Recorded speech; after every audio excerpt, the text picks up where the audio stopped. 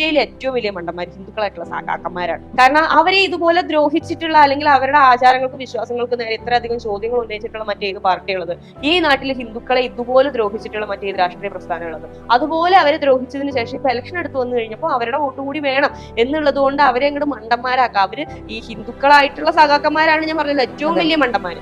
അവര് വീണ്ടും ഇങ്ങനെ എന്തെങ്കിലുമൊക്കെ തുക്കട പരിപാടികൾ കാണുമ്പോൾ വീണ്ടും അതിന് വീഴും. അതിന് വേണ്ടിയിട്ട് കാണിച്ചു കൂട്ടുന്ന വെറും പ്രഹസനം മാത്രമാണിത്. അതുകൊണ്ടാണ്, കാരണം അതിന്റെ മുഖ്യാതിഥിയായിട്ട് ഒരാളെ ക്ഷണിക്കുമ്പോൾ അതിന് യോഗ്യനായിട്ടുള്ള ഒരാൾ വേണ്ടേ? സനാതന ധർമ്മത്തെ തന്നെ തുടച്ചു നീക്കണം, അത് ഈ ലോകത്ത് നിലനിൽക്കേണ്ട ഒന്നല്ലെന്നുള്ള രീതിയിലുള്ള പ്രസ്താവന ഇറക്കുന്ന ഒരാളുടെ അച്ഛനെ, അല്ലെങ്കിൽ ആ പ്രസ്താവനയ്ക്ക് കൂട്ടു നിൽക്കുന്ന ഒരു മുഖ്യമന്ത്രി, അവർക്ക് എങ്ങനെ ഒരു പരിപാടിക്ക് മുഖ്യാതിഥിയായിട്ട് ക്ഷണിക്കാൻ പറ്റുക? നിലവിലിപ്പോൾ കേരളത്തിൽ വർഗീയത ഉണ്ടാക്കുന്നത്, അല്ലെങ്കിൽ വർഗീയത എന്ന് പറയുന്ന ഒരു കോൺസെപ്റ്റ് കേരളത്തിൽ ഇങ്ങനെ ഊന്നൽ നൽകി പിടിച്ചുകൊണ്ട് നിൽക്കുന്നത് കമ്മ്യൂണിസ്റ്റ് പ്രസ്ഥാനമാണ്. അവർ കുറെ നാൾ ന്യൂനപക്ഷങ്ങളെ പ്രീണപ്പെടുത്താൻ വേണ്ടിയിട്ട് ഭൂരിപക്ഷങ്ങളെ പീഡിപ്പിക്കും. അതിനുശേഷം ഇവരെ പ്രീണപ്പെടുത്താൻ വേണ്ടിയിട്ട് വേറെ എന്തെങ്കിലുമൊക്കെ പ്രക്രിയകൾ കാണിച്ചു കൂട്ടും. അതാണ് നിലവിൽ ഇപ്പോൾ ഞാൻ മനസ്സിലാക്കുന്നിടത്തോളം അയ്യപ്പ സംഘമായിട്ട് ഇവർ വെക്കാനായിട്ടുണ്ട്. ഏറ്റവും കൂടുതൽ പോലീസിന്റെ തല്ലുകൊണ്ടിട്ടുള്ളതും സമരങ്ങൾ സംഘടിപ്പിച്ചിട്ടുള്ളതും ജയിലിൽ കിടന്നിട്ടുള്ളതും ഒക്കെ ബിജെപി പ്രവർത്തകരാണ്. ഇപ്പം കെ സുരേന്ദ്രൻ എന്ന് പറയുന്ന ഒരു വ്യക്തിയുടെ നേതൃത്വത്തിൽ അത്രയും മാസമായിട്ടുള്ള ഒരു പ്രതിഷേധ പരിപാടിയാണ് കേരളത്തിൽ നടന്നിട്ടുള്ളത്. അയ്യപ്പന്മാരോടൊപ്പമായിരുന്നു.